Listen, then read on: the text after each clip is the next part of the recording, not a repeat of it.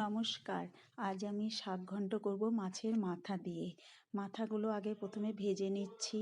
তারপরে আমি মাথাগুলো তুলে ওই তেলের মধ্যে শুকনো লঙ্কা, রাঁধুনি, কাঁচা লঙ্কা আর তেজপাতা ফোড়ন দিয়ে ফোড়নটা ভাজা ভাজা করে নিলাম। এবার ওর মধ্যে পাতলা পাতলা করে কেটে রাখা বেগুনগুলো ছেড়ে দিলাম। বেগুনটা নুন হলুদ দিয়ে একটু ভাজা ভাজা করে নিচ্ছি। এরপর ওই বেগুনের মধ্যে আমার শাকগুলো, কেটে রাখা শাকগুলো মিশিয়ে দিচ্ছি। শাকগুলো ছাড়ার সঙ্গে সঙ্গে জল বেরোবে। এই জল যতক্ষণ থাকবে ততক্ষণ আমি শাকটা ভালো করে ভেজে নেব।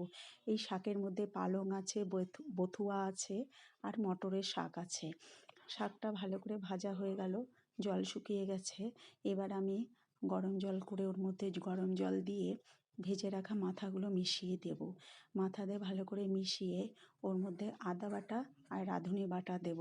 যদিও এই বাটাটা শেষের দিকে দিলে গন্ধটা ভালো লাগে। নামানোর আগে একটু পিঠালু দেব। শাক ঘন্টটা একটু থকথকে হবে দেখতে। আমার মতো আপনারা কে কে এরকম শাক ঘন্ট খেতে ভালোবাসেন কমেন্ট করে জানাবেন। ভিডিওটা যদি ভালো লেগে থাকে তাহলে একটা লাইক করে দেবেন। ধন্যবাদ।